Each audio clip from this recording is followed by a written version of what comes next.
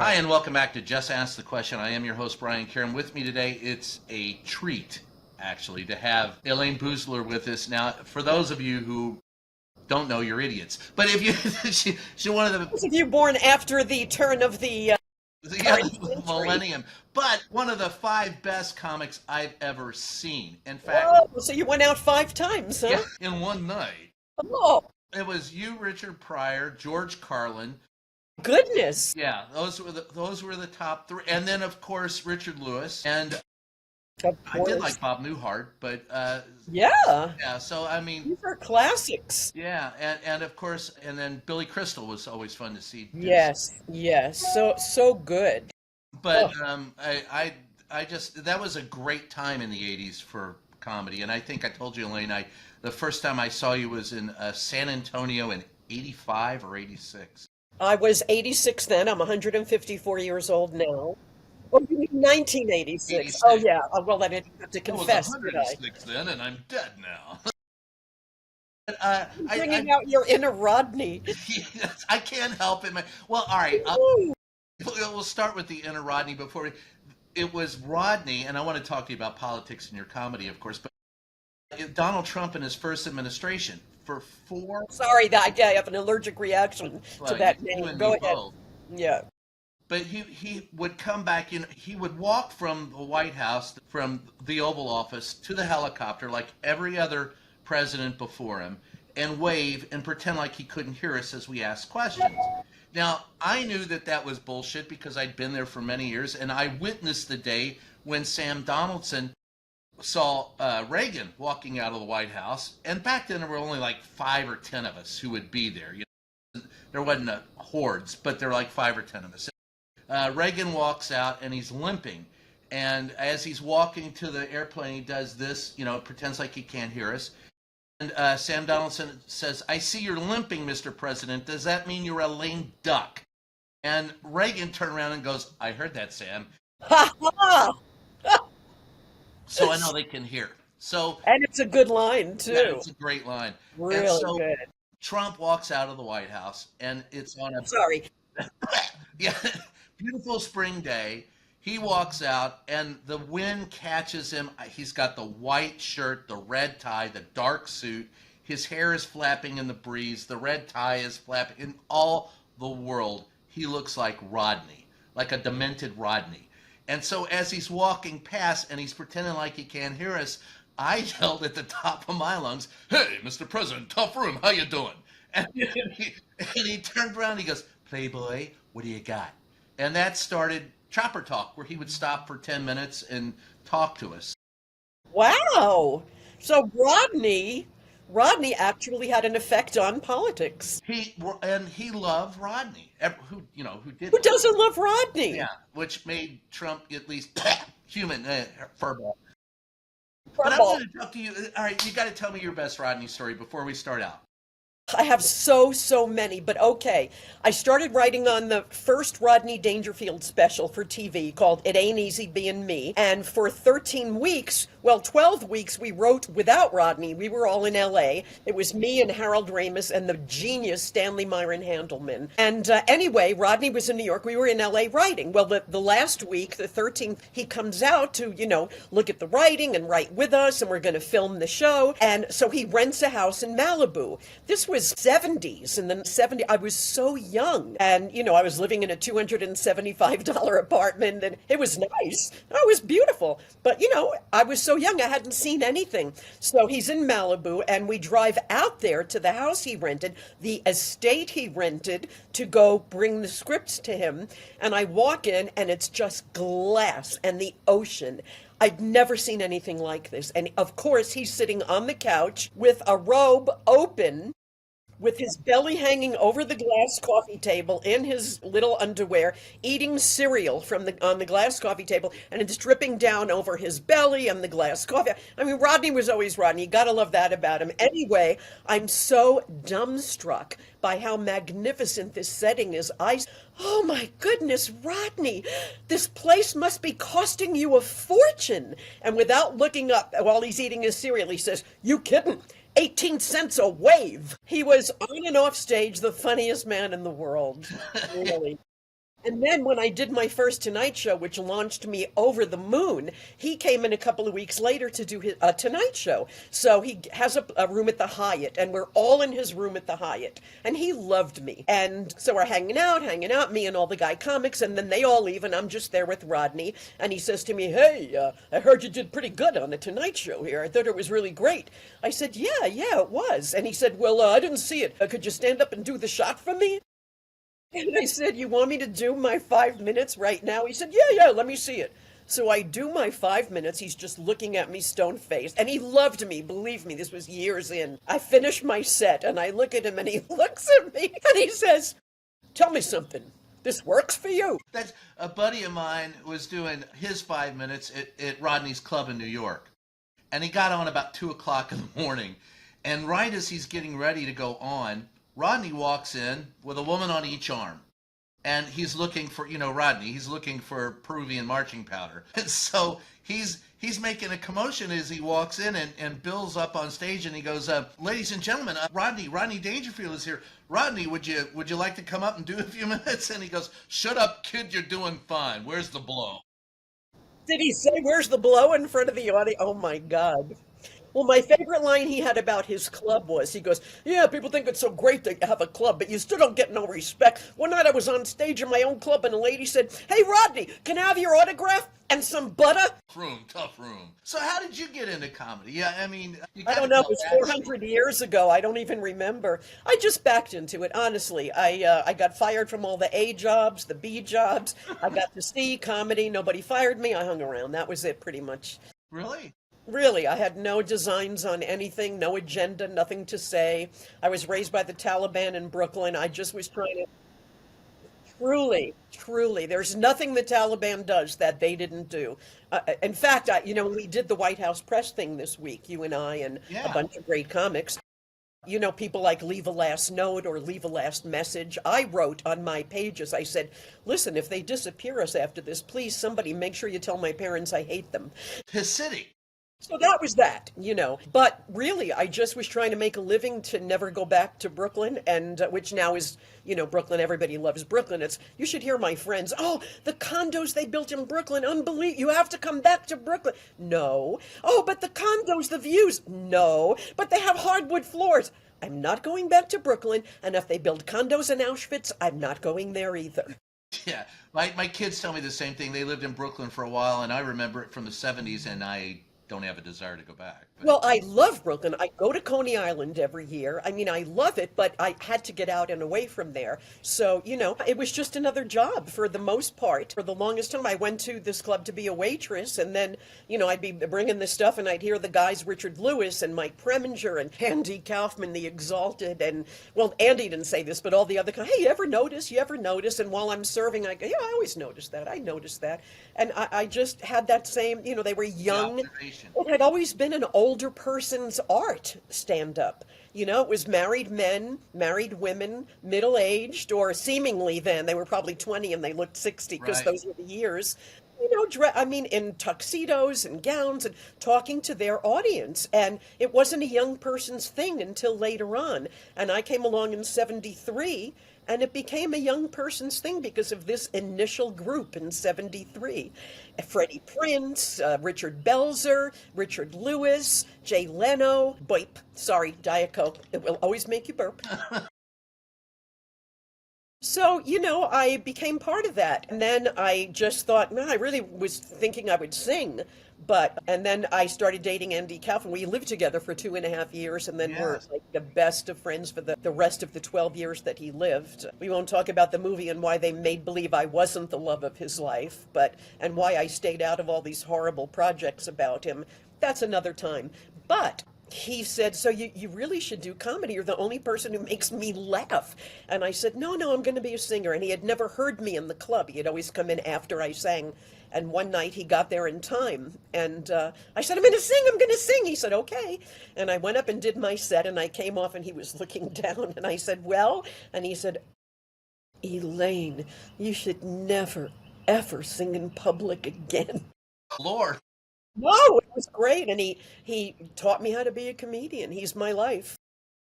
Well, I remember him from the very first Saturday Night Live. in the Mighty Yes. Mouse bit, and Yes. I Put had that on the never map. seen, I had never seen him before. And when he came on, I was like, that's different than anything I've ever seen. Do you want to, you know how much we all hate the people we have to pitch to, the executives who get Yes, these jobs and try, the greatest saying I love about show business is if someone in TV doesn't like you, wait 5 minutes because they just replace them like Lassie, yeah, but quicker. And so I was writing for TV for a long time in movies, and we'd always have to go pitch our stuff. And they would, say the stupidest things. It was very rare to get anyone who knew anything, get me but started. yeah, well, then. It's the worst thing, the worst part of the business. Well, the sexism's the worst part of the business, Yeah, but well, that yeah. is. But this is too. This will show everyone watching today that no more need be said than this story, and then you'll understand how impossible it all is. So Andy, unfortunately passes away, and then Man on the Moon comes out, unfortunately. Jim Carrey, of course, is wonderful, but the script was horrible. They gave me the first script, and I said, this is all wrong, and they said, well, you're done, and took it away and made believe this other woman was his great love. They knew each other for a year and a half, and the week before he died, we're sitting on his bed, and he says to me, when I get better, we're breaking up. We just don't do it for each other anymore. That's the kind of optimist he was, but anyway, they decided to punish me and make her the thing. And I've stayed out of all the projects and the movies and the books because I never wanted to look like the woman who was, well, I used to date. I Right. wanted to make it on my own. Now I'll be doing my story about Andy shortly. So that's another thing. Anyway, here's the story about I how look bad. forward to that. Thank you. And Yeah, I look forward to finally telling my story before I drop dead. Anyway, here, you're okay, folks, right? I'm 400 years old and I eat pizza. Okay, here we go. Oh, I didn't know you were Italian. You don't have to be Italian to eat pizza. Okay, so this is how bad they are at knowing anything in Hollywood. My partner and I, Bara Grant, she was a wonderful writer. She is Bess Meyerson's daughter. Lovely woman, talented writer. We're writing a show. They asked us to write a show for Maureen Stapleton at the time.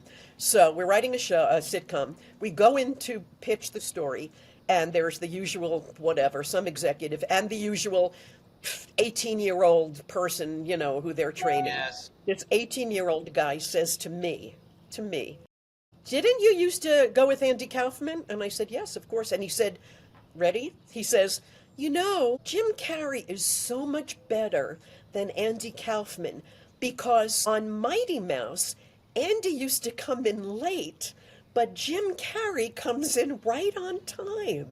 Holy shit. You're kidding me.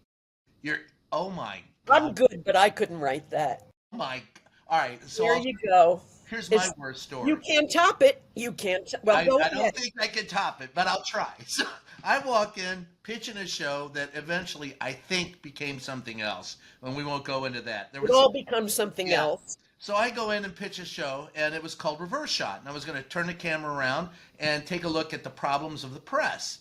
And they go, Nice. yeah, great idea. We're Yeah. going to make this. So come back the next day. We'll have the papers for you. So the next day I come in.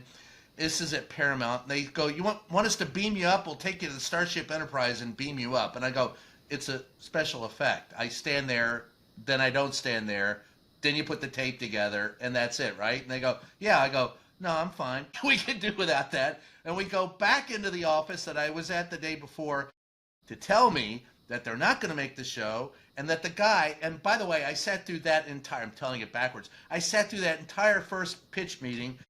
The guy had a one sheet, he had a breakdown, and he's dribbling a basketball while I'm pitching, and he says, okay, just tell me. I go, you got the one page, you got the breakdown, what do you need? Just tell me. So the next day, he's gone, has been fired, they're not doing the show. And I was like, I can't top it, but that was They typical. never do the show. They Yeah. never do And the then show. yeah, and then 6 months later, they came out with a very similar They show. never do your show. Yeah, we They already had it. find someone who's a showrunner and famous and has done a lot of successful things. They give them your show. I cannot Yes. tell you how many times this has happened to me. I went and pitched Phyllis Diller and me doing this show about owning a gym, and it was called, I forget what it was called, it was so long ago. And all they said to me was, no one wants to see an old lady on television. And then a year later, Golden Girls. I mean, I can tell you this about every show I ever pitched. That's the way it goes.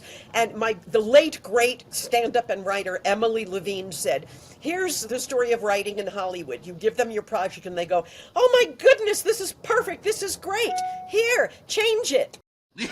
Yeah, yeah, Say that's la what it is. vie. So I got to ask you, comedy, you were so successful. How did you become? Well, I've heard some of your political comedy and the observational stuff, but how did you get involved in activism? What spurred you into that?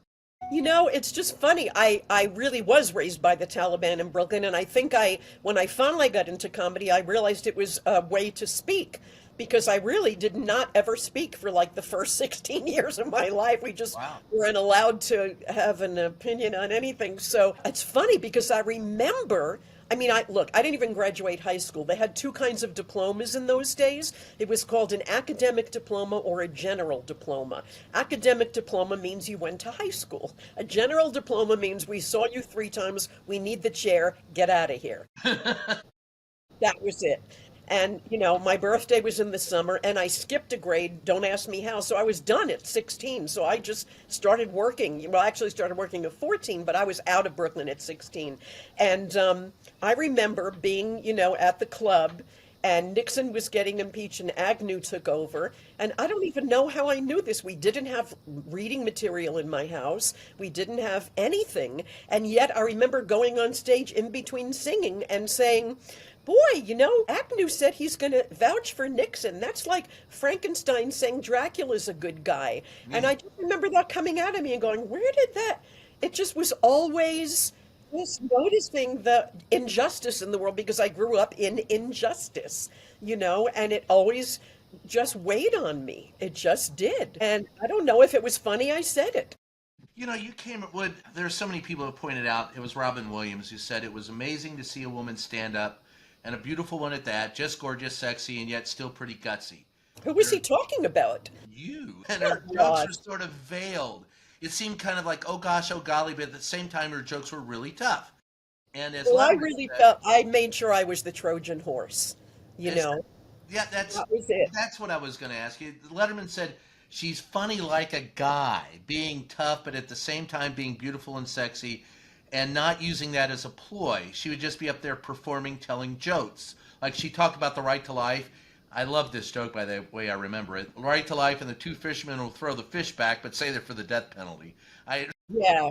Yeah, the George Bush, right. He's against abortion but for capital punishment. Spoken like a true fisherman, throw them back, kill them when they're bigger. yes,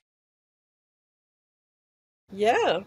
My favorite joke of mine, well, I have like 5 favorites, and this one was, the Vatican just came down and said no surrogate mothers. Well, good thing they didn't make this rule before Jesus was born. Those. George Bush says he doesn't want to teach. And here's the sad part. I just kept updating the president's name in all these jokes. It never changed. It never got better. And every time we had a Republican president, I would bring the joke back and put his name in it, and it never changed. And this joke was George Bush doesn't want to teach sex education in school. He says birth is a miracle. Well, so's popcorn if you can't figure out how it happened. So there are a lot of those. so that's politics has been a part of it for a while. When did you? Let's talk about. We're talking today. It's the 100th day, the Donald Trump reign of terror. I feel like Maynard G. Krebs on Dopey Gillis, remember? Well, I'm Yes, going back 60 years. Gilligan. Yeah, Gilligan's Island, but well, that was before Yeah, Gilligan's but no, Island. but that's same Every right. It right, was Bob Denver. exactly. And he was the unemployed beatnik on the Yes. Dopey Gillis show, and he never worked. And every time someone said work next to him, they'd say, "Well, you have to go to work." He'd go, "Work!" Yeah, yeah, That's what happens to me when you say that name, but go yeah. ahead. Donald Trump. I feel the hairball coming up in And my throat. scaring people's dogs. Well, he and I have, as you know, have a past. But I mean, and he doesn't want to be in a room with me. And but Who, the burp guy? That guy? yeah, yeah. Oh yeah. Was? What happened? Oh, I had to. He tried to take away my press pass, and I beat him in court 3 times. Yeah, yeah. And it started out the day one of the first days with his administration, and our friend First or John, second? the first administration, and when Sarah Huckabee Sanders was up there, and she was trying to she was trying to pass off a piece of fake news as, calling us fake news and talking about being sexually harassed. And so I asked her, and DeBellis actually, our friend, in case people don't know, John DeBellis, a comedian, he's has my number, and he's texting me so my phone is buzzing in my butt as I said it. But I said, so I asked her, I said, have you ever been sexually harassed? And then I stopped and I said, oh, I don't mean by the president. And Good so one. that got a laugh. Not from her, though. They have no sense of humor, which makes them not human. Well, Donald Trump has no sense of humor. I take that back. He has a sense of humor when he can make fun of other people. Yeah, but it's not funny and it's not a real sense of humor. It's No, bullying. it's bullying. Bullying is not, shouldn't be comedy. So No, comedy should not be bullying. no. And Anyway, but yeah. he always wanted to be somebody else anyway. I think he always wanted to be Hugh Hefner, which is why he never called me by my name in the entire time he was in the White House. He always called me Playboy because I was the chief White House correspondent for Playboy, and he would point at me and go, Playboy, I told him if they let this guy in here, nothing but trouble. And he and I got into many different arguments. But my point is, to all of that, I didn't mean to go off on that tangent. Right, you're allowed to. A, it's your show, and B, Gene's, if you remember Gene Shepard, he had a 3-hour radio show every night. He'd start with, so I was waxing my car, and in the next 3 hours, we'd be in Istanbul making pizza, getting a dog, and after 3 hours, he'd go, so anyway, I wiped the wax off. You go, how did he do that? Yes. How did he was one of the greatest storytellers and writers who brought ever things. lived. I loved how he would go off on a tangent and come full circle back to That's where the he whole went. point. And he also wrote the greatest Christmas movie of all time, Yes, he did. right? The leg lamp, and you're going to shoot your eye out. Yeah, well, and that reminded me so much of growing up in the Midwest where I was from. That was, wound up like a tick. My little brother always looked like a tick ready to burst, and my mom had him wrapped in swaddling clothes, for the love of God. But yeah, and sticking your tongue on a Of flagpole. course, yes. He was such a great writer. Uh-huh. A great, really amazing guy. But to bring it back home. So anyway, Yeah, see? That's how it goes. so here I am. I have said, and I've done this on stage, and I've talked about it. The last bastion for free speech is comedy. Well, we're the last ones willing to risk it, Yes. So tell me, because I get upset with my colleagues. They're going, gosh, if somebody would only push. I go, push back. Look, I've been to jail 4 times. I had to fight him 3 times in court. I've been in conflict zones. There's nothing about this guy that fucking frightens me. I have no problem standing up to the guy. I cannot understand why people in my profession don't. And then Well, right. then I love people like you who do, and Well, get thank a you. laugh doing it. They don't want to lose access, I'm guessing, and they have to all do it together. One, pardon me, Diet Coke, one will get eliminated, but if they all decided we're all going to do this and he eliminates them all, then he's in a room talking to himself, which I think he Well, does anyway. I've been upstairs in the White House upper press, and I've heard him screaming at. One day I was up there, and I thought he was screaming at the wall. He's 60 feet away from me. I can hear him through 2 walls as I'm talking to Sarah Sanders, and it turns out he was screaming at Rance Priebus to turn the temperature down, the thermostat in the Oval Office. Your chief of staff, turn it down, turn it down, turn it down. That's all I heard, and I'm going, is the guy having, and then I thought he was having a mental break then, and then Duh. one time in the East Room, I was asking him a question, and he was mad at me, and he goes, sit down, sit down. I go, I am sitting down. And he goes, oh, yeah. And then he winks at me and points. And so afterwards, I went back up to the press room, and I said, are we dating now? What the fuck was that? Because I couldn't understand. He didn't answer the question, but he winks at me like, I'll see you later. We'll have a lot of fun. And the guy has been nuts since I've seen him shake with palsy. He only had me in the Oval Office once during his first administration, and that was because he was asking me about my physical, and he had to go have a physical, and I to this day I think the guy's just batshit nuts and always has been. Well, I don't think you're the only person who thinks that. No, but nobody in the here's the You're thing. in the press. You have to ask your colleagues what's going on. It used to be that we would, yeah, well, they're too young. All right, the first day I walked in the press briefing room, and by the way, it was 85. The first White House Correspondents' Dinner I went to, I always went to the after parties, but never went to the dinner. First one I went to was the one that you hosted, and by the way, you killed. It was fun. I Thank loved you. it. It was great. So the first day I walked in, Sam Donaldson pointed at me. He said, "Brian, you see that first row in the Brady briefing room?" At that time, he just called it the briefing room. He said, "If you look at the first row in the briefing room, there's 200 years of experience there. Listen to every one of them." And then, of course, he said Helen Thomas had 190 of it, and Helen said something to him, and he said, "Hey, Helen, it's okay to have an unexpressed thought." And she said, "Sam, when it comes to you, have a lot of unexpressed thoughts." And I laughed. And I It's love great. you look at that briefing room today, there's half that experience. There are people getting right out of college and going in the briefing room, and you're right, it's about access. But what you do when you stand up and you speak truth, I'd love to see a room full of comedians speaking to this guy and asking him questions because I don't think he could take it. So my question, No, what would you like to ask him if you had him in front of you? nothing. There's Wow. nothing he could say. I mean, his actions speak for themselves. His attitude speaks for itself. His choice of, I won't say cabinet. Someone had a great line. It's not mine. They said it's not a cabinet, it's a junk drawer. And it is. Yeah. And there is nothing I can learn from this person. I have nothing to ask him. But I understand the press has a job to do. And I wish, like you, I wish they would do it. I wish we Maybe there's nothing to ask him because you can see what he's doing. What are you going to say? What are you thinking about towers? The shelves are going to be empty in 3 weeks. I read today that, just a few miles from here, the Long biggest Beach. port, San Pedro, Yeah. is, it's down 35% in receiving shipping from China.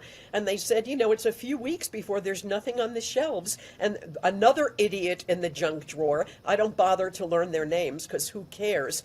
They said, what do you think about that? And he said, we have great stores. I'm sure they've all pre-ordered. Well, do you know what pre-ordering means? You put in your orders and you wait 6 months for everything to be made and shipped. They may have pre-ordered, but this stuff's not going to come. Well, pre-ordered is kind of like pre-boarding. You're just You're you're boarding. still getting on That's what board. You're Karem still said. ordering. Yeah, Pre-ordered just means exactly. I've ordered 6 months ahead of time. They have a useless answer for everything, a fake, useless answer for everything, but they have no answers for anything. I love that. I mean, what was the line today?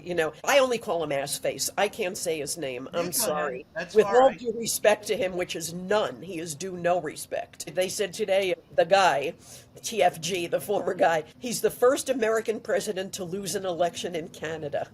And I thought that was a great line because he did lose Canada. He Yeah. lost the election in Canada He today. And single-handedly revived made the Liberal sure. Party in And not Canada. only did that guy lose the election, he lost his seat in the Yeah. government. So That's he's gone. yeah. We love Canada. Yeah. My soon-to-be ex-husband is from Saskatoon. I We won't went touch there a that line. lot to visit. What?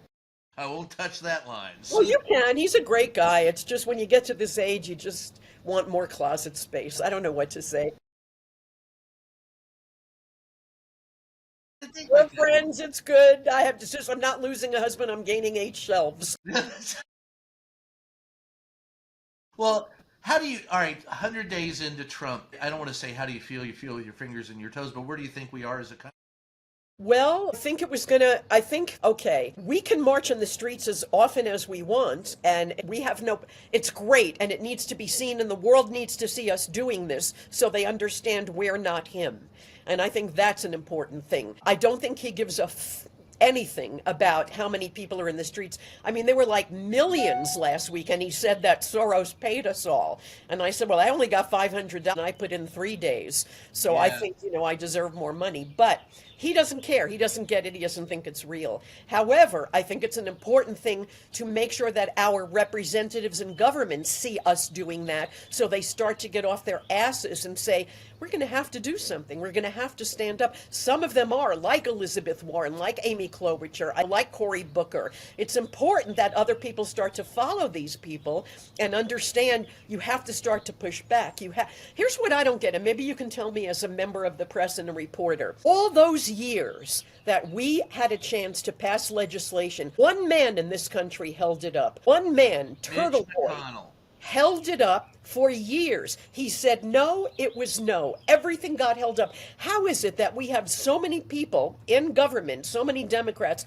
who want to stop this, who want to pass legislation? How come we can't when one man held up everything of ours? How come we can't? Why is that? Let's go back to Mitch McConnell, because that's who you're referring to. He was the first politician I ever interviewed outside of my family. He was the county executive in Jefferson County, Kentucky. He was from Mississippi. He had moved up to Louisville, which was, at that time, they had a pretty good comedy club for a while, and that I played a couple of times. But he moved up there, and the night before I was to interview him, my uncle took me aside, who knew him very well, and he said, if you're going to interview Mitch McConnell, you got to realize he's about one thing and one thing only. And I said, what's that? And he goes, Mitch McConnell. And that hasn't changed in 50 years. And the Democrats, the reason why they have problems is, I maintain it's the same reason why they have problems with Donald Trump. Chuck Schumer came out when Donald Trump made his move against Harvard and said, we wrote a stern letter to the president. And I said, that doesn't matter because Donald Trump can't read. And Donald Trump only knows two letters, F and U. And he uses them all the time. And what a joke. When I heard him say that, they said, well, the insider trading thing and crashing the stock market. And they said to Schumer, what are you going to do about it? It was clearly insider trading, crashing the stock market, destroyed the economy. What are you going to do? And Schumer said, I'm writing a letter to the White House. And I said to myself, go home. Yes. Are you writing to Charles Manson and saying, hey, have you ever broken the law? I mean, are you insane? A letter, toilet paper. Are you kidding me? Yeah. So the That's point what is he there does. are two parties, I've said this often, there are two political parties in this country. One has no heart and one has no head. And Mitch McConnell has no heart. So he was able to stop everything that he wanted to stop, including the placement of a guy that would have been a good Supreme Court justice, but was a horrible attorney. Yeah, horrible. Merrick Garland just let the whole country down over and over. Over and over. Because he wanted to dot over. every I, cross every T, and was scared to move. I don't know what happened there. Well, but how is Mitch McConnell able to stop it? Because the Democrats have no head for the fight. The Republicans are all about the fight. The Republicans know how to win the fight and don't know how to govern the country. The Democrats know how to govern the country and don't know how to win a fight. Well said. And that's the problem. I mean, when you have, I've gotten into this argument with Democrats, and they sit there and tell me Kamala Harris ran a perfect campaign. And I go, look, she did a woman's effort. She had a short time to do it, but it's not a perfect campaign. And they go, why? I go, because she lost. The idea of if it's a perfect campaign you ran, at the end of it, you'll win. Now she ran a great campaign, but she made some huge mistakes, and I think she was simply running in New York and LA. She was running on the coastal states. Yes. You cannot say when they ask you, are you going to pay for inmates' trans surgery? Absolutely yes.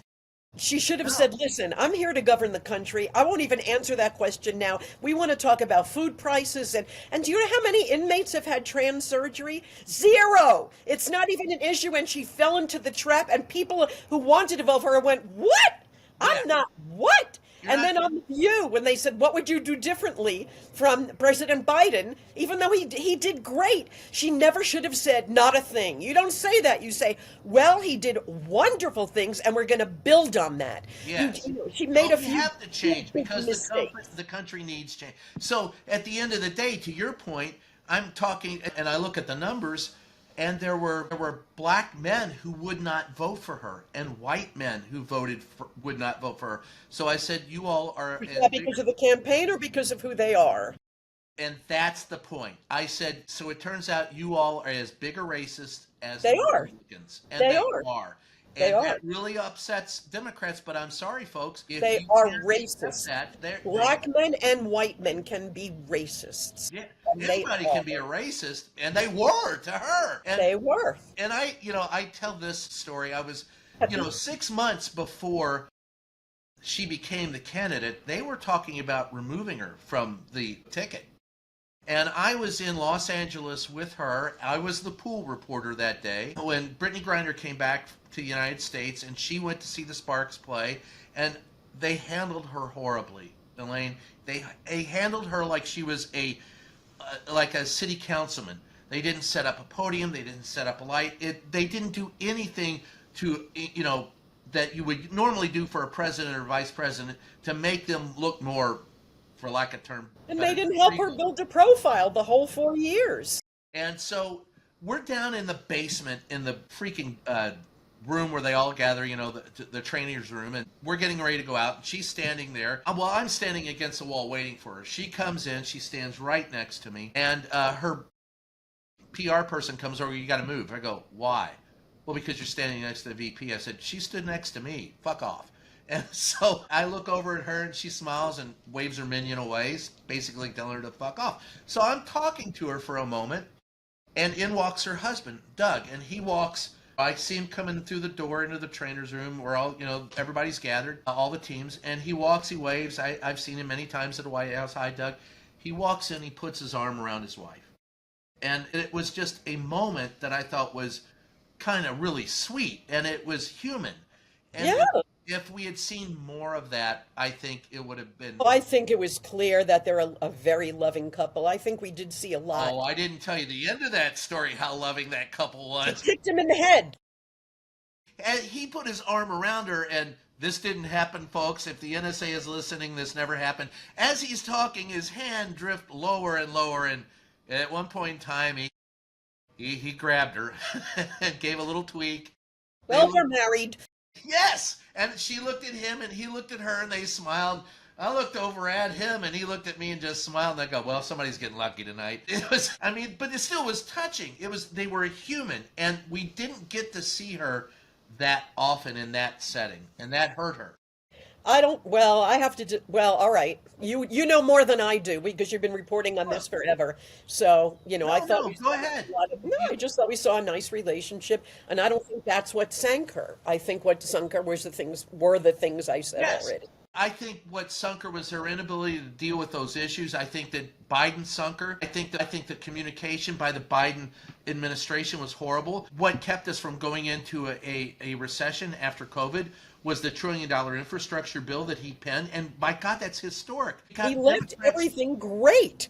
And they didn't know how to let people know that. The hell with the high road. It doesn't work anymore. You take the high, what do they say? If you don't tell your story, someone else will. And the Democrats just think, we'll take the high road and people will know. People don't know anymore. They don't read papers. The papers are slanted. They're not as smart as, I went to public school and I knew how to educate myself, and I didn't even graduate, but I wanted to learn and I educated myself. People are, a lot of people don't anymore. And I just think, you have to spell it out now. A slogan on a hat. It has to be simple. The Heritage Institute there, they have been writing this copy for 50 years or 30 years already for the Republicans. They're a right-wing think tank that has been crafting anti-choice campaign strategy for 30, 40 years, whatever it's been. They won. They know the slogans. They know how to get it down to 3 words. They understand the limitations of a public.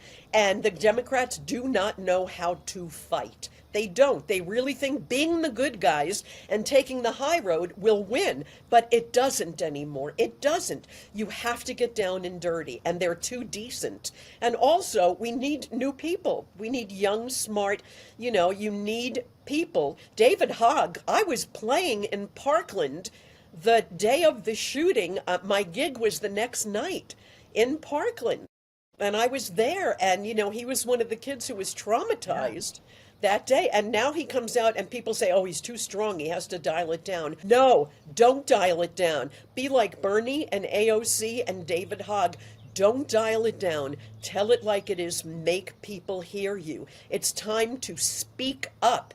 Forget everything else. You have to get out there and, and repetition. That's what Fox News is. It's the echo chamber of bullshit and lies. But you say it often enough. I post stuff and people say things to me and it's amazing. It's like, no, the sun does not come up in the east. And I don't answer it because you can never tell them the sun comes up in the east. They're never going to believe you. But This is what they have been brainwashed for. And Yes. we have to learn how to fight back. The main thing that would save America is getting the money out of politics, especially now that we've Yeah. seen what someone like Musk can do and steal the election and rig it and buy it. But we'll never get the money out. The fucking Supreme Court, and that's my only curse for this entire show, Oh, you said can that do I don't want to. I'd rather, Okay. Oh, I was going to say, you're looking at me. Fuck you it. Go ahead. Yeah, but the fucking Supreme Court, when they said corporations are people and it's Yes. free speech to dial back money, that was the death knell of American politics. Really? Money is speech? Wow. I don't have much to say, I guess. Yeah, right. I wish I had a lot to say, but that's the end of it. Other countries, I mean, I travel everywhere and I do live half the time in Italy now. Most European, huh? Oh, Tuscany, Umbria. My wife wants to move there. Well, you can come visit us. We're still, it's funny because we bought the house together 3 years ago. And we've been together for decades, but then we decided we would get divorced. But we have the house in Italy together. So we're there together in Italy when I go to Italy because he lives there. And we have the best time ever. It's like almost a separate thing from what this life was in America. I go to Italy, he picks me up at the airport. We have the greatest time in the world, and all our friends come to visit, and it's like we're still married there. We're just not married in the United States. It really works out well for Well, both wait a of minute. us. Do you get DeBellis to visit you? Because I can't get him out of Nicaragua. He's in Nicaragua. Do you know he had My Tales of Joy paying for cats to get spayed in Nicaragua? I mean, we are literally worldwide now. We rescue in Lebanon, we rescue in Canada, everywhere. I mean, just tell your viewers that it's Tails, Tails, Please. talesofjoy.net. Look us up. It's 25 years of rescue. In fact, the funny line is every time a dog walked by, my husband would say, "There goes our beach house," because every penny I have goes into Tales of Joy. But, I forgot where I started with that We one. were talking about you were going to Italy, but you were talking about Trump. Other countries, their Yeah. elections. You look at Germany, you look at other countries. First of all, the minute someone gets elected in America, they start campaigning for their next election. So Yes. they do 2 years or 4 years of not governing, just campaigning for the next time. And then maybe if we're lucky and they get in again, they might do a year of working on us. So that should be out of there. I think it should be 1 6-year term, and that's the end of it. No re-campaigning for a second 4 years. Also, other countries like Germany, I think it's 6 or 8 weeks that they get to campaign, and then they're done. And it's $25,000, $25 million you're allowed to take from the government to run your campaign, and that's the end of it. I don't know how many people in America know that you can take $25 million from America and run your campaign as long as you take no other money. And every candidate is entitled to this. And there's never been a candidate who did it because they want to take the other money. They should pass the law that says no other money, you get $25 million.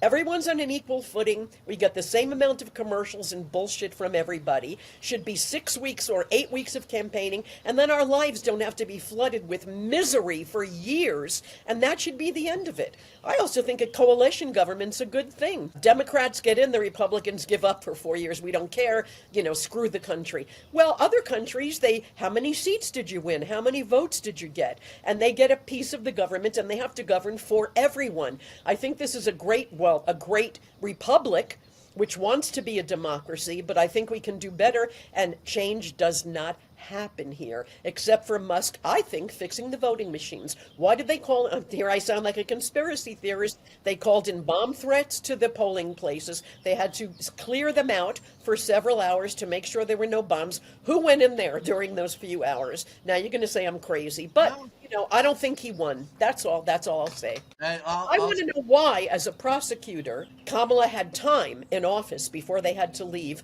why she and Biden didn't look into it. They had nothing to lose by saying, this is weird. How come that every Democrat won all because down the what he did tickets, with but January he 6th. won where all the Democrats won? We're going to investigate while we're still in the White House. And I think they really let us down on that, as much as I love Joe Biden. They did that because of what happened in 2020. That's the Tough. Yeah, well, you said a few things. I think you're right about them having to talk out more. They need to take up more oxygen in the room. The Democrats don't. They'll say something once and then let it drop. Donald Trump, you can't get him to shut up. So there are people who believe that And Fox. chemtrails are real. Yeah, and they have their tools to do it. And so Yeah. people believe chemtrails are real. That the There's January space 6th lasers. yeah, and January 6th was a peaceful stroll in the park. Look, I was there. It wasn't. You I don't didn't care have how to many be there. hours of video. We all They know. present all these hours of video of people milling around there going, see, it was peaceful. I go, nobody arrested Charles Manson for walking up to the property. It was when he slaughtered that brief amount of time when he slaughtered everyone that. You even try to explain it to them. You are wasting your time. Well, that's true If too. they didn't see that as the truth, don't bother. And that They brings me get back to the comedy. cult. George Carlin said, think of how stupid the average person is and realize that half of them are stupider than that. Stupider than the right. So He you was can so tell brilliant. truth through comedy. I can't get across straight. Do you feel some strength in that? Sorry, do I feel what? I got interrupted by a loony. That's all right. I got an American bully in the backyard who just did the same thing. Yay! Apparently the squirrels have been sticking their tongue out at him. Squirrel? That's Squirrel, squirrel. So what about delivering political comedy?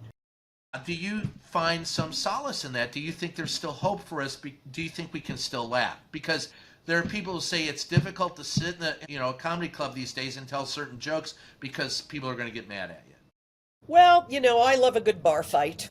And I have never played to the band. All those years the two Bushes were in office, I played Texas constantly. And, I remember one night, here's the thing. There are comedians who go up and go, I remember this. There was a comedian, he was known for political humor, not probably someone, and he'd go, Reagan, his neck looks like a turkey. And I say to myself, that's not political humor. That's not and I never attacked the person. I always attacked the policies. God bless you. And that's the difference. It's why I got away with it in Texas and Mississippi and Alabama. I never went after the person and said, oh, he's an idiot. No, I went after, hey, Congress doesn't want to outlaw automatic weapons. They say it might infringe on some hunting weapons. If you need 100 rounds to kill a deer, maybe hunting isn't your sport. That got me a standing ovation by the NRA in Tulsa.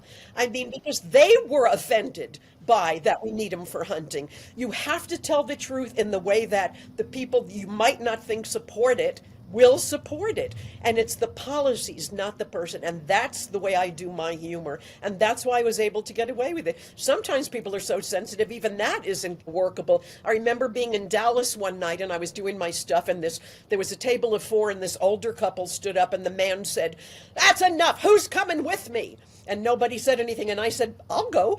And the 4 people walked out, and about 5 minutes later, the other 2 people at that table snuck back in and sat back down. Who is your favorite comic to work with?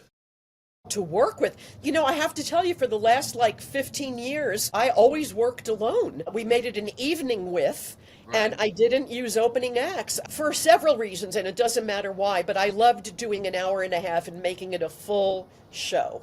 Yeah. And that was it. So I have a lot of favorite comics, but I do work alone. Who's your favorite comics? Well, I mean, gosh, there's so many great ones. Maria Bamford and Eliza Schlesinger and Paula Poundstone and, oh gosh, hang on, I've got a million of them, but I'm old. Judy Tenuta was one of my I love Judy. great loves. And Emo Phillips and Christopher Titus and John I still love Fugelsang. Titus. Titus is the best. He never stops. He's so awesome. Kathleen Madigan is unbelievable. She's so fantastic. And then I love the British and Australian comedians and Zarna Garg, an Indian comedian. She's one of the funniest people in the world. I love her show. There are great Mexican comedians and British comedians and Australian comedians. All the women from those countries are so great, and I watch them more than here. Is there any taboo subject in comedy? Here's what my stock answer is. No, because people blame the subject and not your treatment of it. People say money is the root of all evil. No, the Bible doesn't say that. It says love of money is Yes. the root of all evil. You can't blame the money, just like you can't blame abortion or rape or anything. It's what you say about it, what your take is, what the takeaway from what you're saying about it is. So the subject is just a noun. It's what is your approach and what are you trying to say? Nothing is off limits. Nothing. I ran into one person one time who was a comic, not a very good one, who said there were, who said, Gee, how'd you find a not good comic in America? You know, they throw it in your back seat if you fill up unleaded now. yeah, Jesus, it's like proliferating like rats.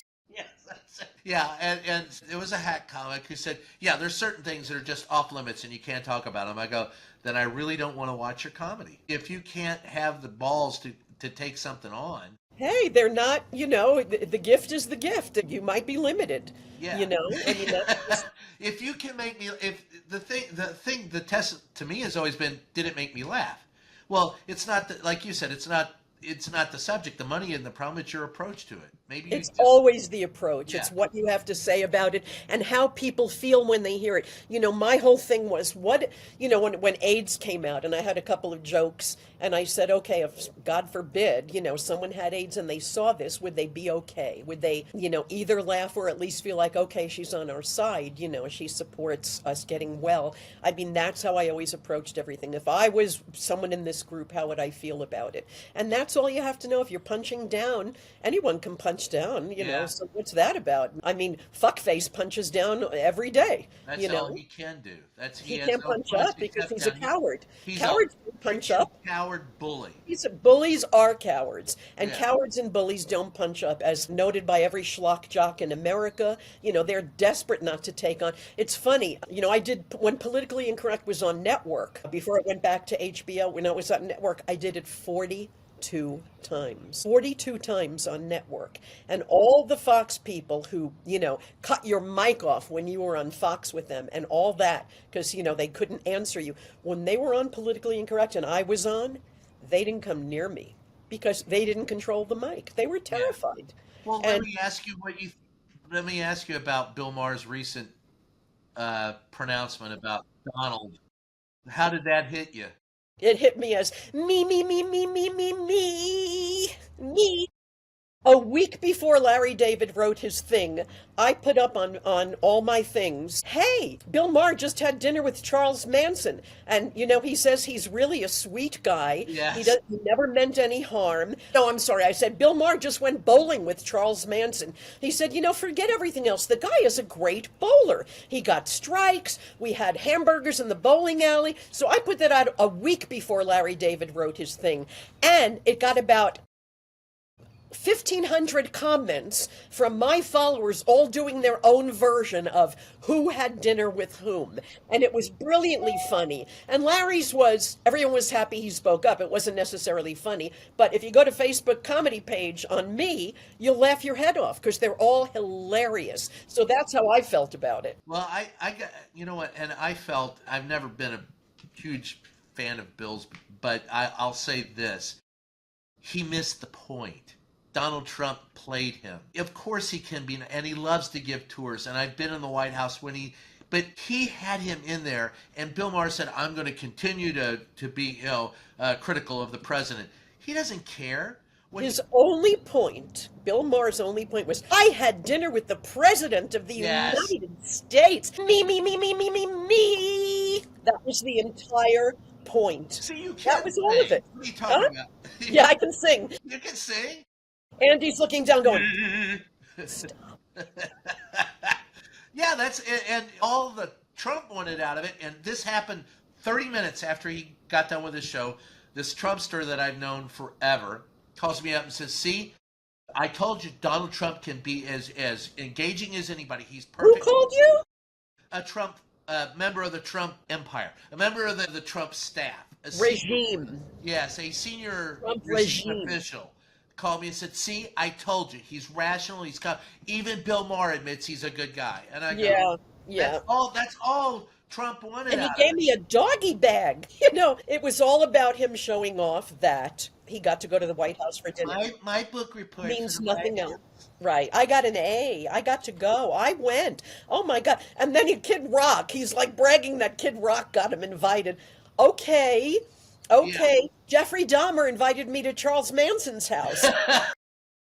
What the heck, buddy? Grow up. Well, see, Grow. but that's what some of the reporters do too. I'm in the White House. I got to ask a question. Look at me. Hmm. Well, that's your job. That's your freaking job. You're there to do that. That's right. I don't know. I had to ask you that because I didn't know how you felt about Bill. Yeah, it's bullshit. It's just, it's just bragging rights. And it was about, I'm so important. You could never go have dinner. What he said about it doesn't matter. Right. He just wanted you to know he went. And that's it. You know, I mean, I can tell you stories about where I've been that you wouldn't even believe it. I mean, you want to talk about, no, as a human being and a smart person. I campaigned for the Al Gore campaign, and I wish people could have seen, and this is true. I mean, I spent a lot of time not in public, but at private events, being the entertainment. Don't ask me. Yeah, A lot of was bottles that of were wine you in ago. Chicago at the Democratic convention for that? No, I never went to those public things. I did the private fundraisers where they would have dinners with high donors and they needed some entertainment. And, or like there was one in San Francisco, which was Crosby, Stills and Nash and me. And I mean, amazing headliners then, And anyway, anyway, I spent a lot of time with him, and he was so not wooden, warm and funny and smart. And he would take questions from people at the dinners, and they threw stuff at him, and he was so knowledgeable. He made fun of himself, saying that people Bill say Clinton he's the, was the same way. oh my God. I've met everyone now after 52 years of doing this. No one gave off light like Bill Clinton. He was a star. He was a rock star. No one gave off light like this man. But Gore was so, I mean, I did my joke about him at the White House press correspondents' dinner because people thought he was wooden. And I said, are you kidding? He's just a heartbeat away from the vice presidency. So Which who's the biggest celebrity you've ever met that I mean, you just alluded to Bill Clinton as being a rock star. Who have you met in the celebrity world, or who have you met in the political world that did it for you other than Bill? Well, gosh, I mean, there are people that you would consider celebrities that I wasn't a fan of, like Barbara Streisand. People, Right. But I opened for like every great rock act I ever in my life grew up to. So opening for Smokey Robinson and the Pointer Sisters and working benefits with Aretha Franklin, opening for Jose Feliciano and gosh, everyone. And then my husband, is a rock and roll manager. So, Graham Nash was our best man and hanging out with, all these guys and Neil Young and Jackson Brown. And I met everybody and they're all, a lot of them are pretty magical. Bonnie Raitt, oh my goodness. Well, She I was love that. married to Michael, funny actor, and Bill was married to me. So we'd all go to like music events together, and Bill and Bonnie would be, doing their business, and Michael and I would be like just hysterical, laughing, falling on the floor, and they would look at us and go, how did we wind up with these two idiots? But, the most fun you could have. I mean, I've met everyone. There's no one I mean, even in, Bill was managing an amazing act, Jonathan Butler from South Africa. He was the Stevie Wonder of South Africa. And so Bill, in Jonathan's name, was trying to set up music programs in South Africa to get kids out of the ghetto there. And Bill went several times without me before I got to go and sat with Desmond Tutu and was just blown away.